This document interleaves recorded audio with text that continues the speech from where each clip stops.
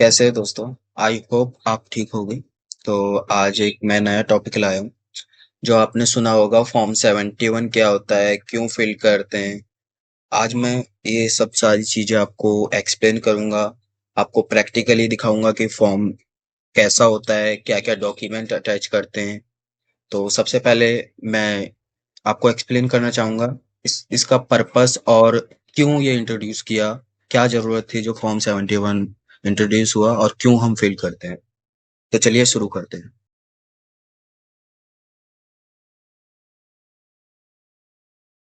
तो क्या होता है कि आप असेसमेंट ईयर अभी 24-25 की आपने रिटर्न फाइल की होगी। तो उसी का एग्जांपल मैं लूंगा। तो आपने देखा होगा आपके एज पर प्रॉफिट एंड लॉस के अकॉर्डिंग आपकी रिसिट होगी 20 lakhs। अब क्या होगा, क्लाइंट क्या करते हैं, जिससे भी हम कांटेक्ट करते हैं, वो कभी कभी क्या करता है, वो नेक्स्ट नेक्स्ट ईयर आपका जो भी टीडीएस काटता होगा, वो नेक्स्ट ईयर जैसे 25-26 में उसने रिटर्न फाइल की होगी, तो आपका टीडीएस उस ईयर में उसने जमा करा दिया होगा।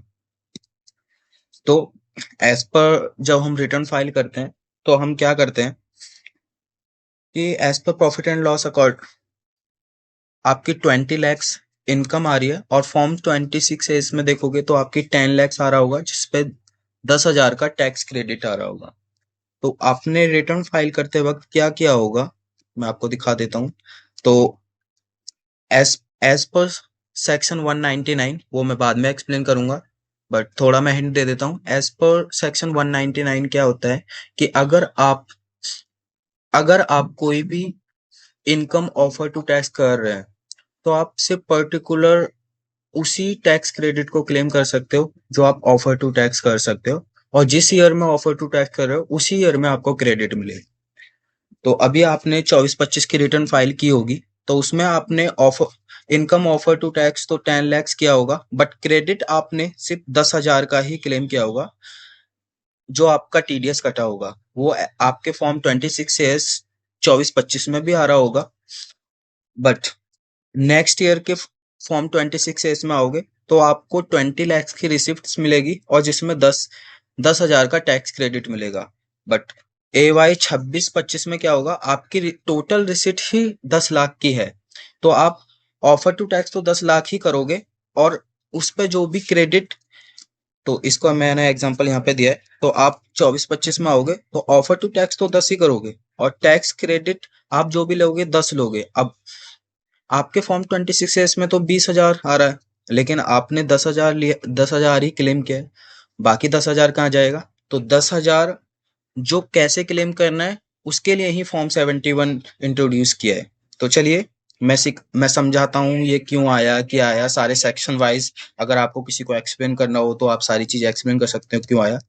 तो चलिए, पहला आप देखोगे ये नोटिफिकेशन है सीबीडीटी का, नोटिफिकेशन नंबर 73 एंड 23। तो ये नोटिफिकेशन आप पढ़ सकते हो। तो यही इन्होंने बताया है कि क्या क्या चीजें आप अटैच कर सकते हो, क्या क्या कर सकते हो, वो मैं बाद में बताऊंगा। तो पहला चलते हैं। ये आपको अभी मैंने सेक्शन बना बताया था, सेक्शन 199। तो ये छोड़ दीजिए, सब सेक्शन 3 में आइए। द बोर्ड में purpose of giving credit in respect of TDS deducted a tax paid in terms of condition provision chapter. This makes rules may, may be necessary, including rules purpose of giving credit any person other than those, and also refer this credit given। तो आप rules पढ़ोगे तो आपको उसमें सारी चीजें मिल जाएंगी। But मैं अब सेक्शन एक और सेक्शन आता है 155। आप फॉर्म 71 देखोगे तो आपको उसमें उसमें क्या होगा, सेक्शन 55 पे जाइए। 55 देखिए, सब सेक्शन 2 का असेसमेंट रिलेवेंट ये होगा। तो सेक्शन 155 भी आप पढ़ लीजिए। तो 155 20 में बोलता है, where any income has been included in the return of income furnish by assessee. Section 139, any assessment year refer this and tax such has been directed source and paid this। तो आप इसमें पढ़ोगे, इसका कंक्लूजन ये होगा जैसा अभी मैंने यहाँ पर बताया था। अगर आपने रिटर्न फाइल करते वक्त आपने ऑफर टू टैक्स इनकम कर दी है और उसका टैक्स क्रेडिट सब्सिक्वेंट ईयर मतलब आने वाले साल में आ रहा है, बट आपको फॉर्म 71 फिल करके उसी ईयर में टैक्स क्रेडिट लेना है। आप इस ईयर में 20,000 का नहीं क्लेम कर सकते। तो इसीलिए फॉर्म 71 इंट्रोड्यूस किया। तो मैं फॉर्म 71 का पूरी चीजें दिखा दूंगा। आप इसमें नाम डालोगे, पैन नंबर, पर्सन जो in respect of application furnish, ठीक है, आप डाल सकते हो, वेदर डिडक्टेड नॉन रेजिडेंट आप अपने क्लाइंट के अकॉर्डिंग देख सकते हो। तो इसमें एक इम्पोर्टेंट आता है रिलेवेंट असेसमेंट ईयर। तो ये बोलता है किस रिलेवेंट असेसमेंट ईयर का है। तो आप और सब्सिक्वेंट असेसमेंट ईयर, इन दोनों में डिफरेंस क्या है मैं बता देता हूँ। फाइनेंशियल ईयर तो इसमें बोलता है कि आपने जिस ईयर में इनकम ऑफर टू टैक्स कर दी है उस ईयर का। और ये सब्सिक्वेंट फाइनेंशियल ईयर बोलता है जिस जिस फाइनेंशियल ईयर में आपका टैक्स क्रेडिट दिख रहा है। तो ये दो तो टॉपिक मैंने आपको क्लियर कर दिया होगा। आई होप आपको ये क्लियर होगा, क्योंकि बहुत सी चीजें आप पढ़ोगे तो इसमें थोड़ा इशू आता है, बट मैंने आपको एक्सप्लेन कर दिया है। अब इसी तरीके details of reference relevant assessment year. अब इसमें सारी डिटेल्स आप वो डालोगे जो आपके सब्सिक्वेंट ईयर मतलब आने वाले फॉर्म 26 में जो भी क्रेडिट आ रहा होगा उसकी सारी डिटेल्स आप डालोगे। तो यहाँ पे सीरियल नंबर आएगा, असेसमेंट ईयर आप सिलेक्ट करोगे। जैसे अभी इस केस में आप देखोगे तो इस केस में आ रहा था 25-26, तो असेसमेंट ईयर 25-26 सिलेक्ट करना है। Amount specified income, total income आपने कितनी डिस्क्लोज की थी वो, नेचर ऑफ इनकम, रेट्स आप, और अमाउंट, और डेट ऑफ डिडक्शन।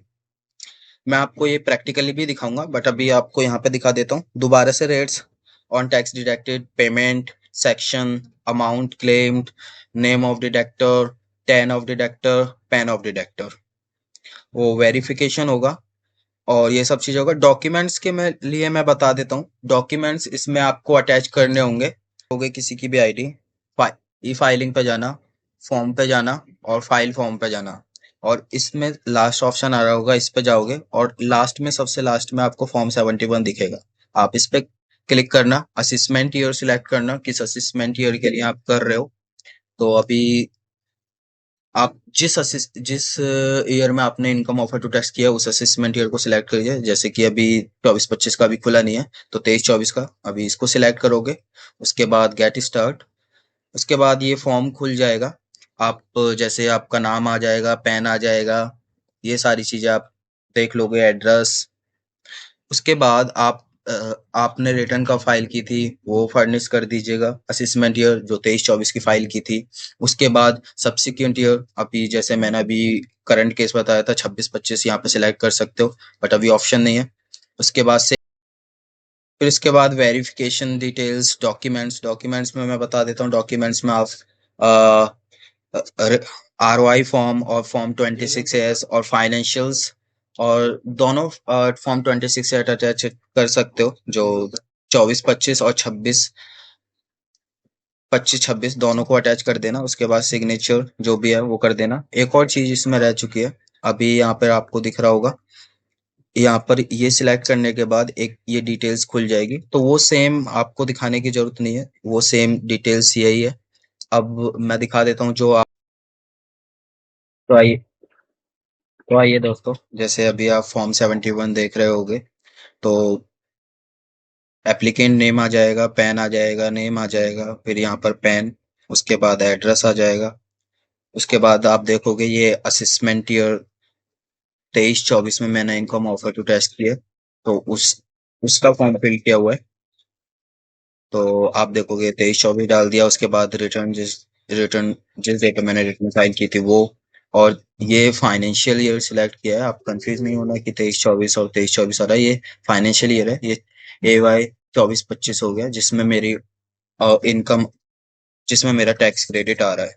उसके बाद ये डिटेल्स आएगी, ये डिटेल्स जो मैंने अभी दिखाया था वो ये यहाँ पे हो जाएगा। उसके बाद आप देखोगे सब्सिक्वेंट फाइनेंशियल ईयर, जिस ईयर फाइनेंशियल ईयर में आपके आ रही है, जैसे अभी मेरे केस में 24-25 है, तो वो आ जाएगा। उसके बाद आपने लॉस कितना इंकर्ड किया था रिलेवेंट असेसमेंट ईयर में, जिस ईयर में आपने रिटर्न फाइल की थी वो।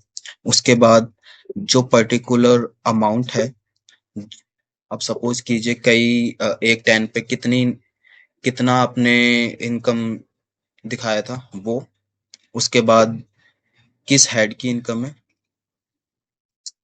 कितना टैक्स था, डेट ऑफ डिडक्शन क्या थी, रेट क्या था, किस डेट को पेमेंट हुआ था, और सेक्शन आ गया, किस रेट पे क्या था, यहाँ नाम आ जाएगा, यहाँ पे 10 आ जाएगा। उसके बाद डॉक्यूमेंट्स के लिए मैंने बताया था, आप ओरिजिनल आईटीआर फॉर्म लगाइए जिस ईयर में आपने रिटर्न फाइल की थी, अगर रिवाइज की है रिवाइज लगाइए। उसके बाद फॉर्म 26 है जो सब्सिक्वेंट ईयर 24-25 में आ रहा था वो, और फाइनेंशियल ईयर, और फाइन आपको फाइनेंशियल अटैच कर देना, उसके बाद साइन, आपका फॉर्म फिल्ड हो जाएगा। Thank you for watching.